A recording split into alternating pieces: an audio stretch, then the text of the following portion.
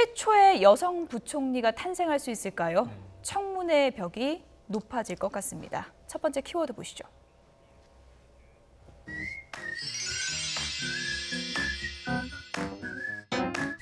청문회 준비 잘 하고요. 우려하시는 것들을 해소할 수 있도록 열심히 하겠습니다.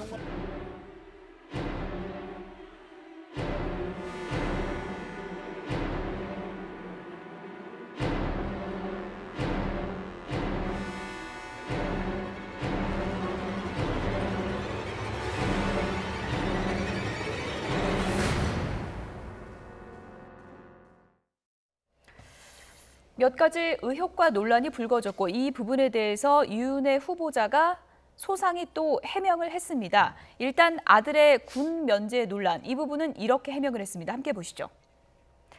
아들이 십자인대 파열이 돼서 병역 면제가 된 것이지 기피가 아니다라고 했습니다. 아들이 부상으로 인해 병역 의무를 이행하지 못해서 송구하다.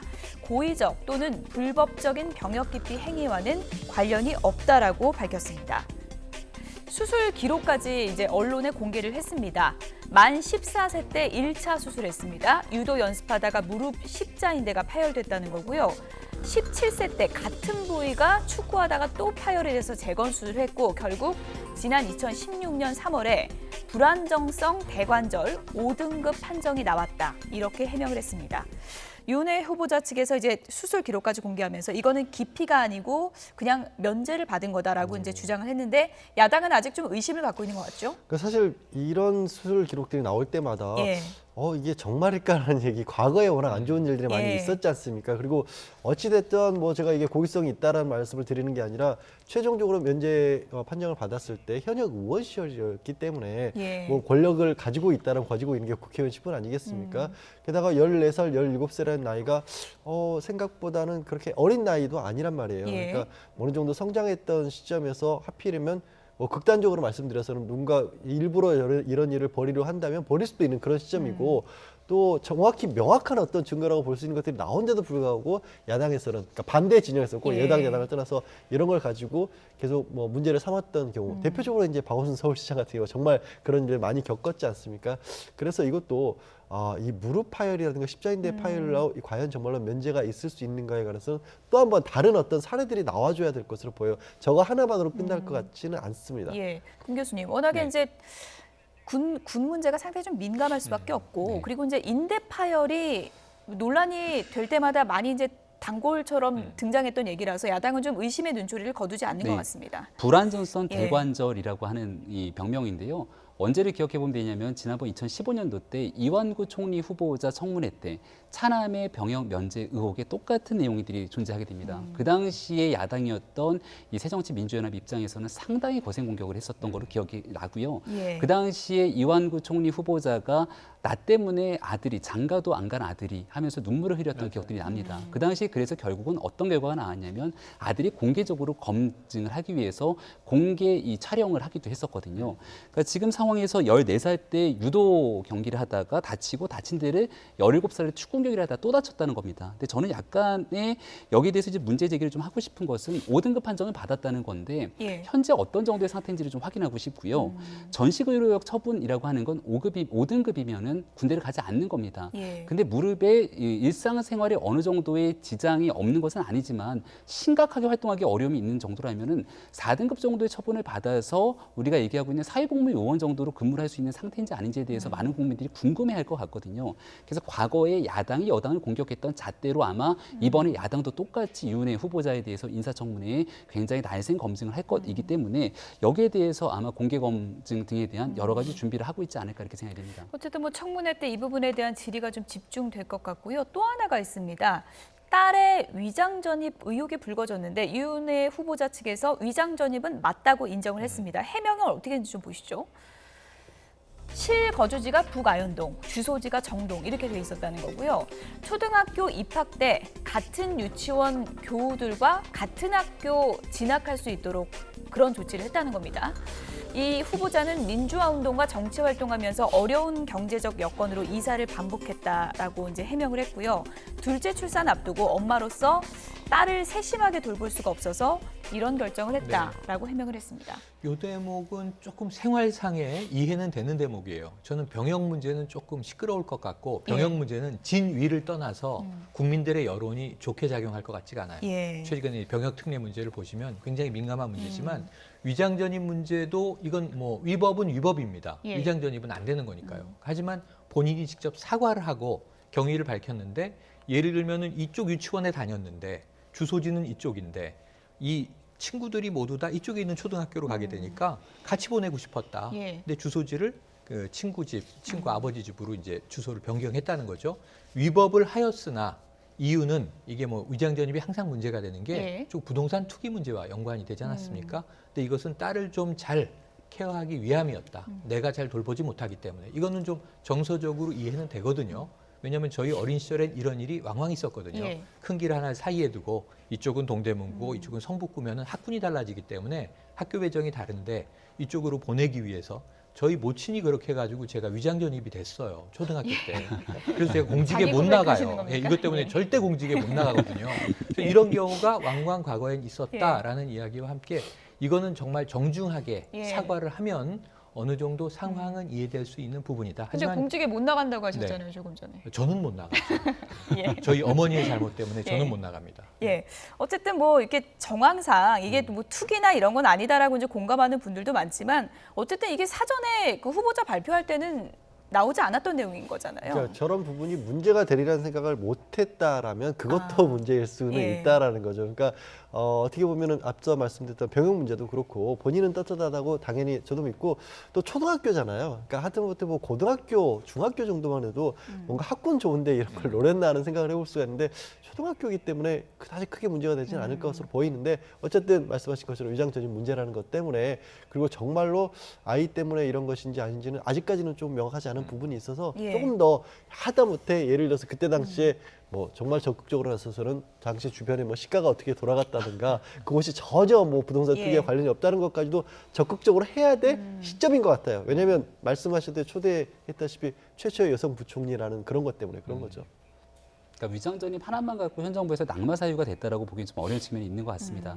다만 이제 현재 더불어민주당 같은 경우가 과거 이제 야당이 있던 시절에 위장 전입 문제를 갖고도 당시 정부를 향해서 굉장히 매섭게 공격했던 측면이 있거든요. 그러다 보니 유은혜 후보자 같은 경우도 이 문제는 뭐 진지하게 사과하지 않을까 싶고요. 근데 위장 전입에 덧붙여서 지금 병역 문제를 비롯한 여러 가지 의혹들이 증폭되고 있는 터라 더군다나 지금 교육 경력 문제가 사실은 가장 핫한 이슈라고 볼 수 있는데 여러 가지 국민적 감정들이 좋지 않는 상황에서 위장 전입 까지 같이 이제 증폭이 되게 됐을 경우는 청문회에서 굉장히 불리한 요소로 작용될 수 있는 여지는 분명히 있어 보입니다. 어쨌든 지금 뭐 야당에서 청문회를 벼르고 있다 이런 얘기들이 나오고 있는데 한국당에서는 또 이런 문제 제기를 했습니다. 어떤 문제 제기인지 다음 키워드를 함께 보시죠. 유은혜 교육부 장관 후보자가 피감기관 건물에 국회의원 사무실을 연 것이 논란이 되고 있습니다. 2016년 10월 4일 제가 국정감사에서 이 문제를 지적해서 문체부 국민체육진흥공단이 감사에 착수했고 임대 지침 위반 등 담당자 6명이 중징계를 받아 지방으로 좌천되었다고 하는데 정말 몰랐는지 사진을 하나 보여드리겠습니다.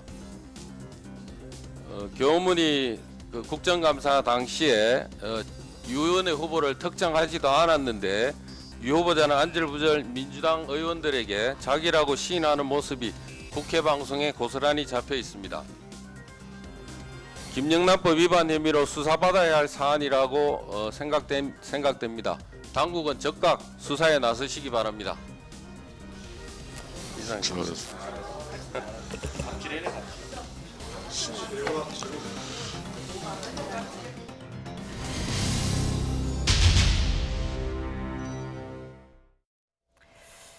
네, 한국당 내부에서는 뭐 완전 갑질이다 이런 뭐 주장까지 나왔는데 이 부분은 양절 변호사께 좀 여쭤볼게요. 피감기관 건물에 이제 들어갔다는 것 아니겠습니까? 이거 자체로 뭐 김영란법 위반이다 이렇게 볼 수 있는 건가요? 아니 그게 뭔가 조금이라도 뭐 특혜까지는 아니더라도 뭐 혜택을 좀 입은 부분이 있다라면 김영란법 위반 소지도 있을 것 같아요. 예. 근데 저 건물을 제가 좀 알아요. 아, 그러니까 예. 저게 이제 일산의 사법연수원 바로 앞쪽에 있어서 예. 제가 사법연수원 다닐 때 다니던 이제 헬스클럽이 맨 꼭대기에 있는 그게 이제 국민체육시설로 해서 좀 예. 저렴한 가격에 많은 사람들이 아, 이용할 수 있는 예. 체육시설입니다. 저기 체육시설 건물이잖아요. 그리고 같은 건물에 그 경마장 TV 중계하는 시설이 돼 있는 건물이어서 위치는 지하철역 바로 앞에서 굉장히 좋은데 이제 2층, 3층 같은 경우에는 사무실들은 그렇게까지 눈에 띄는 그런 건물은 아니거든요. 그러니까 주변에 그러니까 신도시 주변의 건물들이 다 그러하듯이 1층 같은 경우는 상가들이 쭉 있고 2, 3, 4층부터 사무실 같은 경우에는 그렇게 뭐 특별한 설비가 있거나 그런 건 아니에요. 그래서 아마 유은혜 의원이 이 부분에 대해서 적극적으로 해명을 하시려면 예. 주변 사무실의 시세라든가 그리고 그 당시에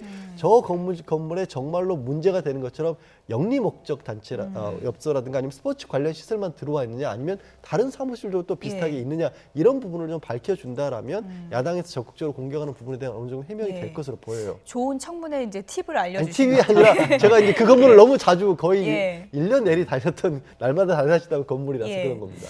이제 이런저런 뭐 논란이 불거지고 지금 네. 야당도 벼르고 있다고 하는데 많은 분들이 이제 공감하는 부분은 유은혜 후보자 자체가 상당히 좀 정무적인 감각은 뛰어나다. 이제 네. 해명을 함에도 있어서 네. 신경질적인 반응보다는 좀 상세하고 겸손하게 설명하는 부분도 있지 네네네. 않냐 이런 또 의견이 그게 있는 것 같습니다. 청와대가 예. 이 교육 전문가냐 아니냐라는 논란은 있습니다. 사실 6년 동안 교문위에서 국회의원으로 일을 했다. 열심히 일했다면 저는 전문가 아닙니까? 예. 왜냐하면 교육 분야에 대해서 정말 모든 것들 정책을 파악하고 문제점을 지적하고 피감기관을 또 이 개선시키기 위한 노력을 했다면 전문가가 맞고요. 국회의원도 뭐 제대로 자기 분야에서 일을 안 했다면 전문가가 아닐 수도 있는데 이건 예. 논란의 여지가 있다 치고 문제는 청와대가 왜 그러면 이 사회부총리 겸 예. 교육부 장관이란 중체단 역할을 맡겼냐면 정무 감각과 소통 능력 예. 두 가지를 꼽았어요. 그리고 실제로 지금 대응하는 모습 자체도 그러한 부분에 있어서는 굉장히 유연하다라는 느낌을 줍니다. 문제는 이게 김영란법 위반이냐 아니냐는 이 양지열 변호사가 설명한 그대로입니다. 예. 특혜를 받았으면 문제가 있는 거고 특혜를 안 받았으면 피감기관이라는 것 때문에 문제는 있으나 그럴 수도 있겠다 싶은데 문제는 뭐냐면 이게 지적을 받았던 사안이에요. 그 다음부터가 문제예요. 예. 나가달라는 공문을 받았다는 거예요. 근데 안 나가고 버티기를 했다는 거예요. 그러면은 그것은 이제 나의 이익과 이해가 걸려있기 때문에 그랬을 가능성이 높거든요. 저는 갑질이라는 표현에는 동의하지 않습니다만 예. 한번 지적받고 사무실을 옮겼으면 될 문제인데 왜 버티기를 하다가 이런 이제 상황을 자초하게 예. 됐는가 이건 좀 안타까움이 있어서요. 앞으로 이제 유은혜 후보자가 이 사무실 어떻게 처리하겠다라고 밝히고 예. 사과하면 그 이상의 크게 재론될 문제는 아닌 것 같다 이런 생각이 드네요. 예. 사실 뭐 이윤혜 후보자 관련 논란은 뭐 언론이나 야당보다는 청와대 청원 홈페이지에 많이 이제 네, 지명 철회하라는 올라왔죠. 그 의견이 올라오면서 5만 명이 좀 넘겼죠. 화제를 모은 바가 있는데요. 어쨌든 뭐 전문성이 좀 떨어지는 게 아니냐 이런 지적에 대해서는 이윤혜 후보자가 이렇게 답변을 했습니다. 들어보시죠. 제가 어려서부터 꿈이 교사였습니다. 그리고 이제 6년 동안 국회에서 교육문화체육관광위원회 일을 하고 간사도 하고 하면서 다양한 교육 현장의 목소리를 듣고 소통하고 직접 정책 대안들을 만들고 토론하고 그 과정 자체가 현장을 모른다고 하면 어떻게 해야 현장을 안다고 할 수 있는지 제가 다른 것은 몰라도 소통하고 공감하는 것은 그래도 잘한다고 인정받는 편인데요. 만약에 부족함이 있다면 훨씬 더 노력할 것이고요. 그동안의 그 6년 동안의 교육의 활동을 통해서 교육 현장과의 소통과 또 거기서 제기된 문제에 대한 실천적 대안을 마련하기 위해서 노력했던 점은 열심히 최선을 다했다고 생각하고 있습니다.